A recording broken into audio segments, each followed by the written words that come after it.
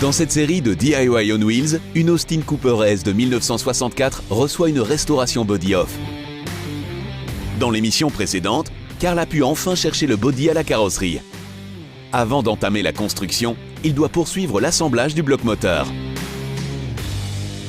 Maintenant, je vais monter les tiges de culbuteur dans les guides de soupape. Je les laisse simplement descendre prudemment, jusque tout en bas, afin qu'elles s'ajustent joliment.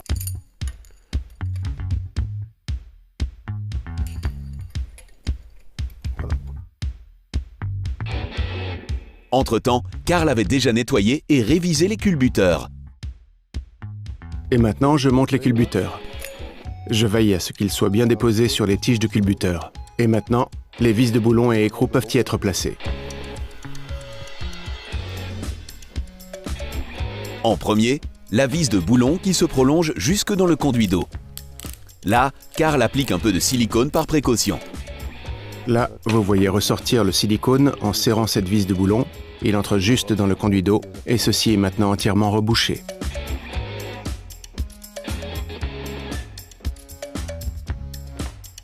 J'utilise aussi toujours de nouveaux contre-écrous et écrous.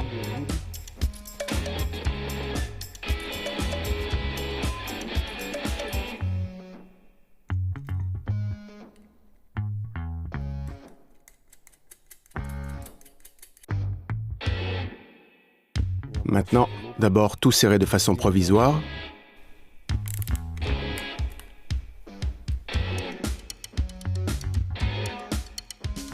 Et puis tout serrer avec la clé dynamométrique et dans le bon ordre. D'abord sur 30 Nm et puis tout à l'heure encore sur 75 Nm.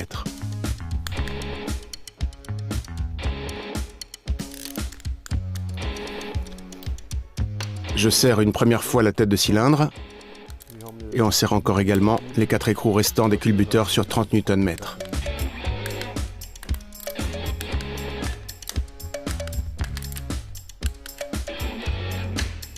Et à présent, je dois serrer les écrous de tête de cylindre pour la seconde fois, cette fois sur 75 Nm.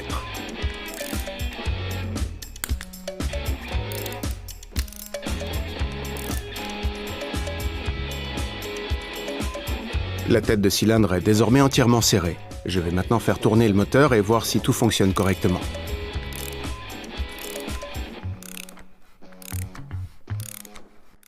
Et je peux maintenant contrôler que le timing est correct.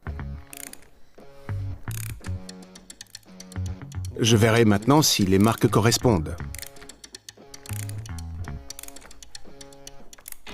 Regardez, la soupape d'admission commence à s'ouvrir un peu et les marques sont parfaitement alignées. Maintenant, le timing est parfait par rapport au piston, comme il convient. Je vais maintenant commencer à régler les soupapes car celles-ci sont totalement sous tension. Donc je vais d'abord régler les soupapes cylindre par cylindre. Cela ne doit pas encore être exact car après avoir fait tourner le moteur la première fois, je les laisserai refroidir. Je serre à nouveau la tête de cylindre et je règle les soupapes de façon totalement correcte.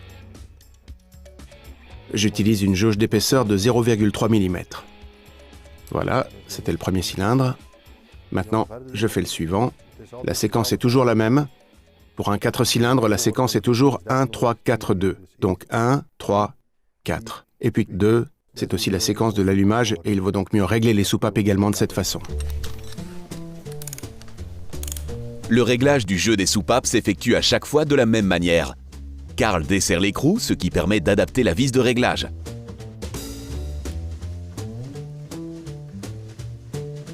Avec une jauge d'épaisseur, il détermine ensuite le jeu.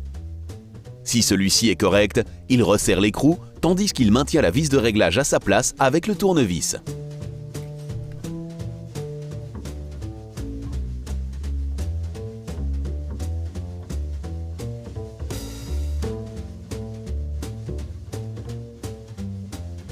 Voilà, encore contrôlé.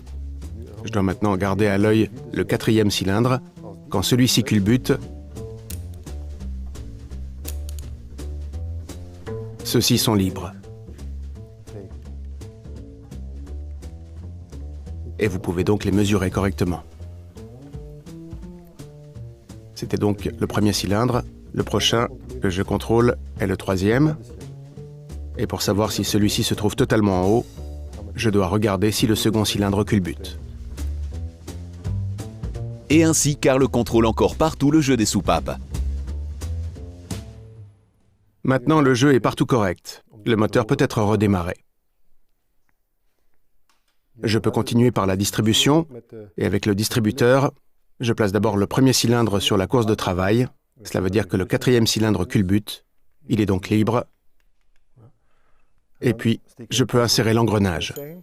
Cela veut dire que le distributeur doit être réglé de telle sorte qu'il reçoit cet allumage, que la bougie ici reçoit maintenant son allumage pour enflammer le mélange de carburant. Ceci crée une pression qui pousse le piston vers le bas. Je vais donc commencer par monter cet engrenage. Toujours commencer par insérer à plat. Puis pousser, voilà.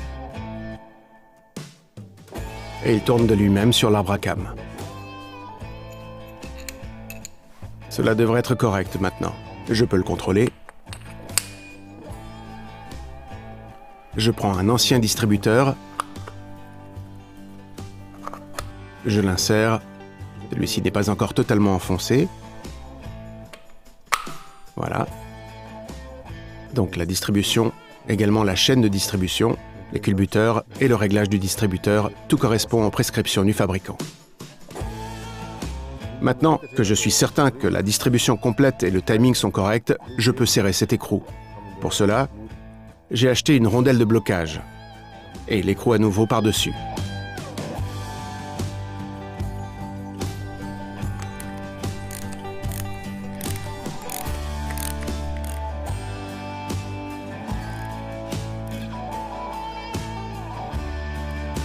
Je vais le bloquer maintenant. Je le fais en bloquant le vilebrequin.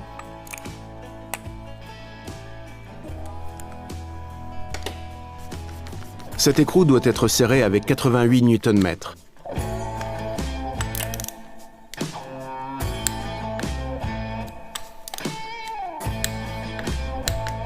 Voilà.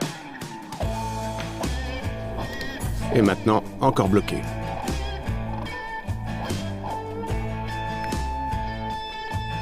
Quand celui-ci est bloqué, Carl peut monter le couvercle de distribution.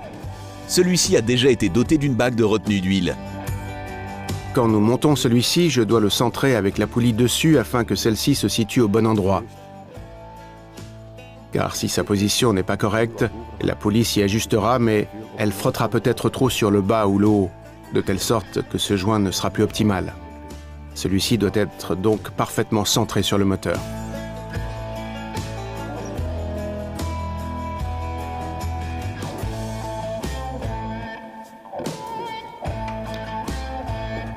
Je ne peux certainement pas oublier non plus la bague anti-projection d'huile, avec le F du côté extérieur.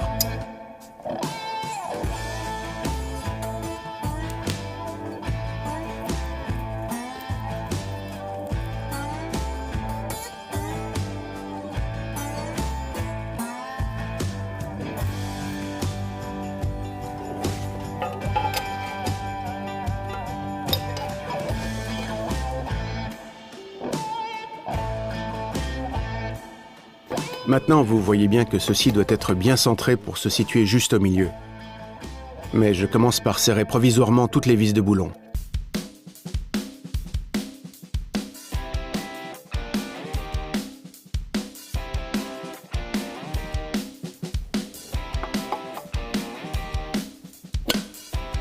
Voilà, il est maintenant centré. Je peux serrer toutes les vis de boulon afin que tout soit bien en place.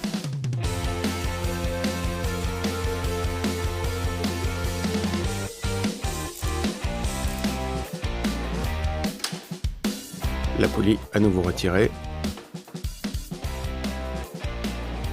Pour pouvoir également serrer les vis de boulon inférieures.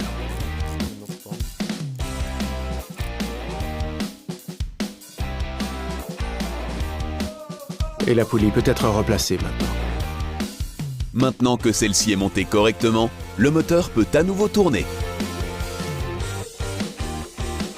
L'étape suivante consiste à retirer ces anciennes vis de boulon, également un peu abîmées, et les remplacer par de nouvelles.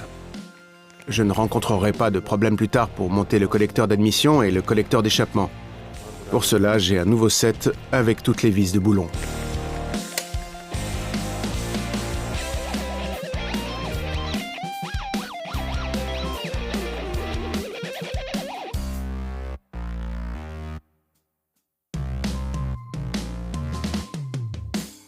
Tout à l'heure, je dois basculer le moteur pour monter les couvercles. Mais maintenant, je vais d'abord monter la plaque de retenue pour le distributeur afin que l'engrenage ne puisse pas tomber. Là vient un nouveau joint. J'ai aussi sablé cette pièce.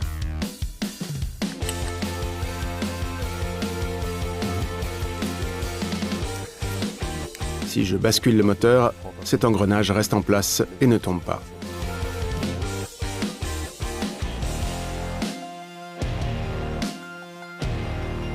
Puis les couvercles des culbuteurs peuvent être remontés. Voilà, ceux-ci sont nettoyés.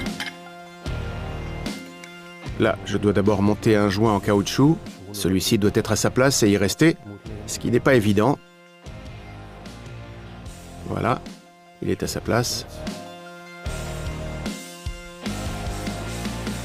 Et un nouveau joint est aussi prévu sur la vis de boulon.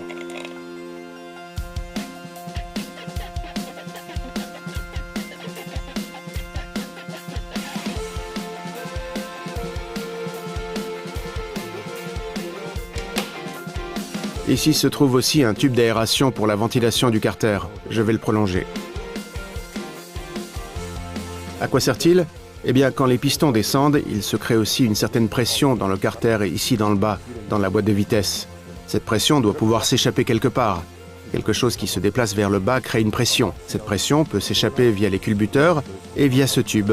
Cela peut s'échapper vers l'air extérieur. Sur un moteur moderne, ceci n'est plus autorisé parce que des vapeurs d'huile s'échappent toujours également vers l'extérieur.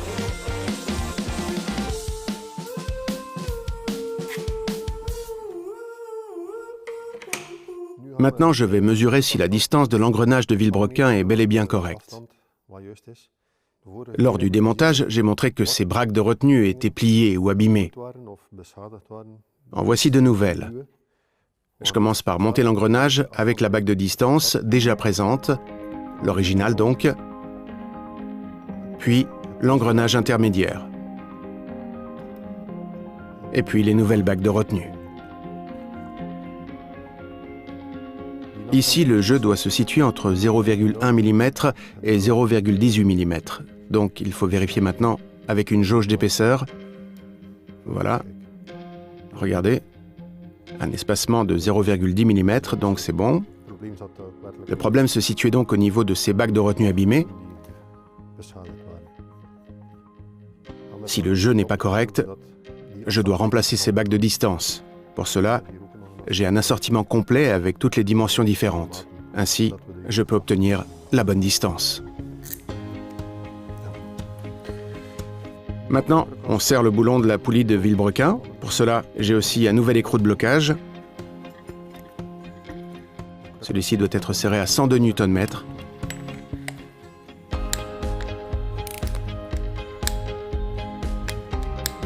Voilà. Maintenant, encore bloqué.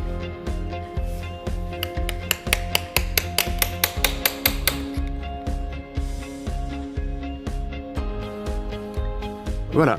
Celui-ci est aussi bloqué. Maintenant, à nouveau basculer le moteur.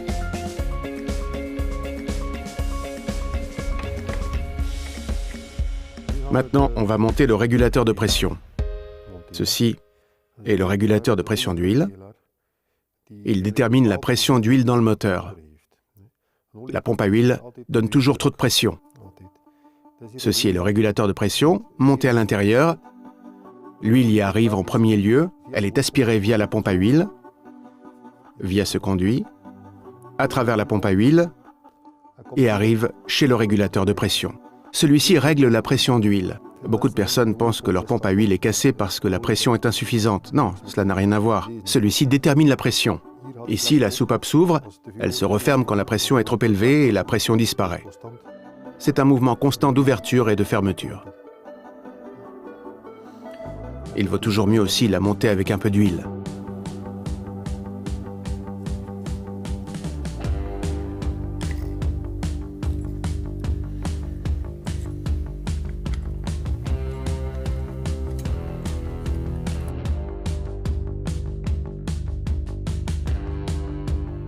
Et maintenant, on va monter la pompe à eau.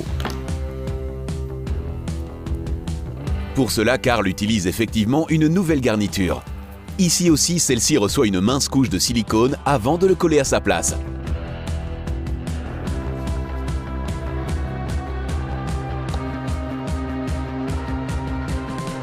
Quand la pompe à eau est bien fixée, la conduite doit être encore raccordée. Voilà. Maintenant, je suis prêt à monter le bloc moteur sur la boîte de vitesse. Et pour cela, je dois à nouveau basculer le bloc moteur pour pouvoir positionner les joints correctement. Et je peux alors le placer sur la boîte de vitesse.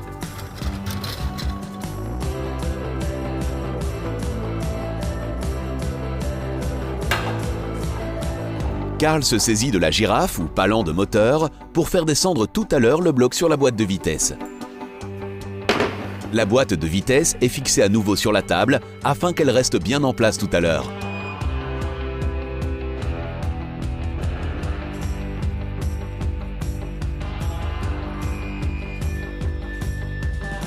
Karl prépare aussi les bonnes garnitures. Ici, j'ai besoin de ce joint et aussi d'un joint torique qui s'y insère. Je le montrerai en premier lieu. Je ne peux certainement pas l'oublier, autrement celui-ci aspire ici de l'air parasite et pas assez d'huile via la pompe à huile. Voilà, je collerai d'abord ces joints au bloc moteur, mais je vais d'abord encore préparer toutes les vis de boulon pour pouvoir tout assembler tout à l'heure. Car une fois que les garnitures sont collées et que le bloc moteur est déposé sur la boîte de vitesse, il faudra sérieusement poursuivre le travail. Maintenant, je vais d'abord monter cette demi-lune, qui se trouve ici, et étanche ceci. Je monte ceci avec une garniture liquide.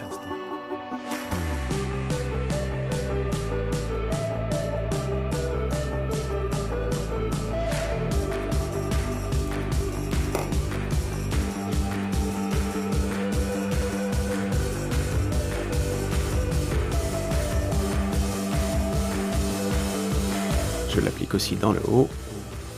Puis Karl colle les autres garnitures à leur place avec du silicone.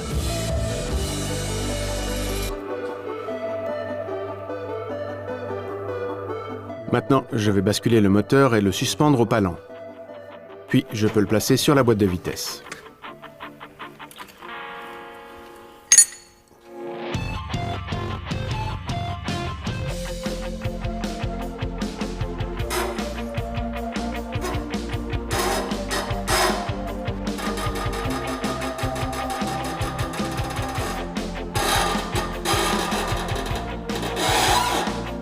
Voilà.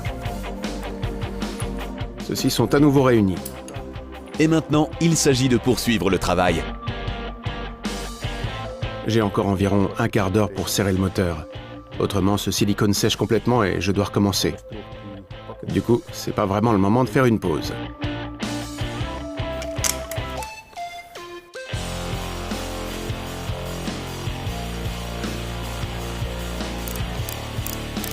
Les vis de boulon sont toutes serrées jusqu'à ce que le silicone ressorte tout juste. C'est suffisant.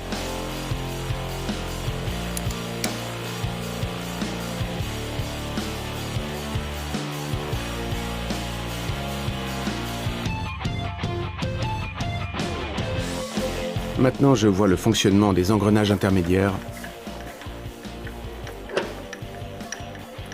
Transfert du vilebrequin via les engrenages intermédiaires vers la boîte de vitesse. Et ici, on peut voir le cardan tourner.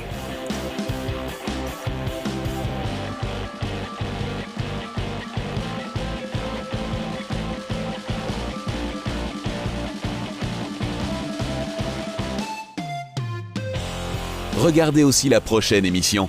Le bloc moteur y est quasiment totalement préparé pour le montage dans la Mini.